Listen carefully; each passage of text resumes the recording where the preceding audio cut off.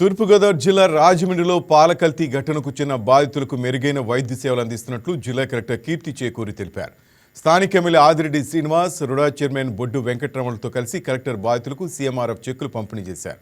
కల్తీ పాల ఘటనలో మృతి చెందిన 4 కుటుంబాలకు సీఎం చంద్రబాబు ప్రకటించిన ఎక్స్గ్రేషన్ అందజేసినట్లు చెప్పారు.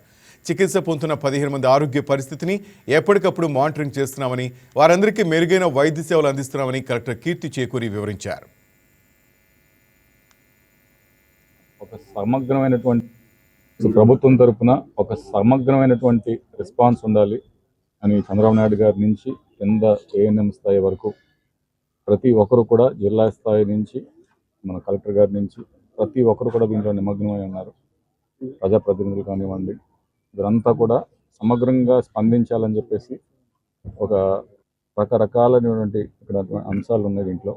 ఒకటి మీరు చూసినట్లయితే ఎవరైతే మరణించారో వారందరికీ కూడా 10 లక్షలు ఇవ్వటం, ఇంకా ఎవరైతే హాస్పిటల్లో ఉన్నారో వారందరికీ పూర్తిగా ప్రభుత్వమే ఖర్చు భరిస్తుందని చెప్పేసి హామీ ఇవ్వటం. అదేవిధంగా ఇంకో పక్కన ఎవరైతే ఈ పాలు సేవించి గత 16, 17, 18 తారీఖులో ఎవరైతే ఆ పాలు సేవించారో వారందరికీ కూడా టెస్టులు చేసి, ఎవరైనా ఇంకొక 2 అదనంగా ఇవాళ తెలుసుకున్నారు, దాదాపు 315 టెస్టులు చేశారు. దాంట్లో కూడా 2 మళ్ళీ ఇవాళ జాయిన్ చేయడం జరిగింది. ఇంకా వారం రోజుల పాటు ఈ క్యాంప్స్, మెడికల్ క్యాంప్స్ పెట్టి వారిని కూడా మానిటర్ చేస్తే ఇంకా వారి హెల్త్ కండిషన్ అని చెప్పేసి కలెక్టర్ గారు కూడా స్పష్టం జరిగింది. అదేవిధంగా పోలీసు వారు ఏదైతే వారి దర్యాప్తులో ఈ పాలు వ్యాపారి ఎవరైతే ఉన్నారో వారి నిర్లక్ష్యం వల్ల ఈ సంఘటన జరిగింది కాబట్టి వారికి కూడా కఠినమైనటువంటి శిక్ష పడాలని చెప్పేసి ప్రభుత్వం వారికి కూడా ఇవాళ నిన్న రిమాండ్కి పంపించారు. ఇవాళ కోర్టులో ప్రవేశపెట్టారు. వారికి కఠిన శిక్ష కూడా పడుతుంది. ఈరోజు రాజమండ్రి డిఫరెంట్ హాస్పిటల్స్లో ఉన్నారు. పేషెంట్స్ అందరినీ కూడా మనము హెల్త్ మానిటర్ చేస్తూ ఉన్నాము. అందులో 8 పీపుల్ క్రిటికల్గా ఉన్నారు.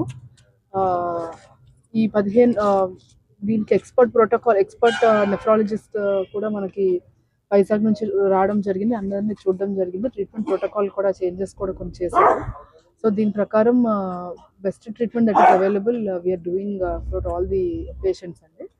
సో నిన్న సీఎం గారు ఇచ్చిన ఆదేశాల ప్రకారం ఎఫెక్టెడ్ ఫ్యామిలీస్ ఎవరైతే ఏ ఫ్యామిలీలో అయితే మరణం ఉందో వాళ్ళకి ఎక్స్గ్రేషియా ప్రపోజల్స్ కింద 10 లక్షలు హామీ ఇచ్చారు. దాని ప్రకారం ఈరోజు 4 కుటుంబాలకి మేము 10 లక్షలు ఎక్స్గ్రేషియా ఇవ్వడానికి వచ్చాము. సో ఆల్రెడీ పేషెంట్స్ ఎవరైతే హాస్పిటల్లో ఉన్నారో అందరికీ కూడా క్లియర్గా చెప్పడం జరిగింది. ఎటువంటి పేమెంట్ కూడా హాస్పిటల్ మీ దగ్గర ఛార్జ్ చేయదు. యాజ్ వెల్ యాజ్ ఆల్రెడీ ఖర్చు పెట్టిందంతా కూడా రీయింబర్స్ చేయడం జరుగుతుంది అనేది. అది కూడా గవర్నమెంట్కి ప్రపోజల్స్ రాసాము. అది కూడా మనకి టుమారో, డే ఆఫ్టర్ టుమారో అవి కూడా మనకి ఇవ్వడం జరుగుతుంది. ఇంకొక 2 వీక్స్ ఈ సిమ్టమ్స్ అనేవి ఎక్స్పర్ట్ డాక్టర్స్ వాళ్ళు చెప్పిన ఒపీనియన్స్ ప్రకారం నెక్స్ట్ 2 వీక్స్ కూడా మనం జాగ్రత్తగా మానిటర్ చేయాలి. ఎందుకంటే సిమ్టమ్ ఎనీ టైం వస్తుంది and sudden onset of symptoms ఉండే అవకాశం ఉంది. కాబట్టి next 2 weeks we will keep this medical camps.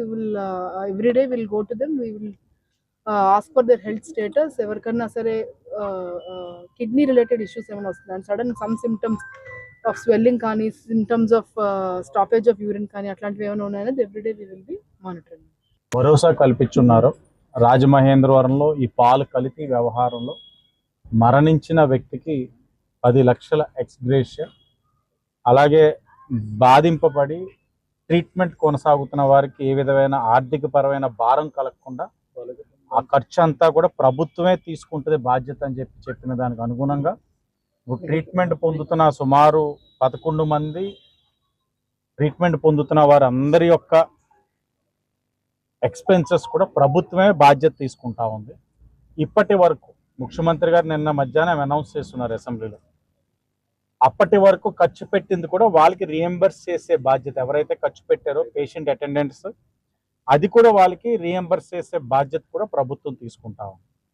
క్రిటికల్గా ఉన్న వారికి ఇక్కడ ట్రీట్మెంట్ పొందడంతో పాటు ఇంకా మెరుగైన వైద్యం అందించడానికి హయ్యర్ సెంటర్స్కైనా తీసుకెళ్లవలసి వస్తే అది కూడా తీసుకెళ్ళడానికి కూడా ప్రభుత్వం సిద్ధంగా ఉందన్నది కూడా తెలియచేసుకుంటూ, ఈ దుష్ప్రచారాలు ఏదైతే వైఎస్ఆర్ కాంగ్రెస్ పార్టీ వారు చేస్తూ ఉన్నారో ఆపితే మంచిది. ఎందుకంటే ఎవరైనా సరే కోరుకునేది కుటుంబానికి ఆదుకోవాలన్నది. ఆదుకున్నాం. ట్రీట్మెంట్ పొందుతున్న వారికి అండగా నిలబడాలన్నది. ఎందుకంటే వాళ్ళ మధ్య తరగతి వారు అది చేస్తూ ఉన్నాం. భవిష్యత్తులో ఇది పునరావృతం కాకుండా కొన్ని చర్యలు నిర్ణయాలు తీసుకోవాలి. ఆ కార్యక్రమం కూడా ప్రభుత్వం చేయబోతా ఉంది. కాబట్టి ఇంకా మాట్లాడడానికి ఏముంది? రాజకీయంగా మీరు ఏదో ఓదార్పు చేసుకోవాలి, లేకపోతే యాత్రలు చేసుకోవాలి. అది చేస్తే చేసుకోండి, కానీ జరిగే వాటికి అడ్డపడకుండా మీ పని చేసుకుంటే మంచిదన్నది వైఎస్ఆర్సీపీ వారికి కూడా తెలియజేస్తాం. Please subscribe to YK TV Network. Please subscribe to YK TV. Please watch YK News. Don't forget to subscribe YK News channel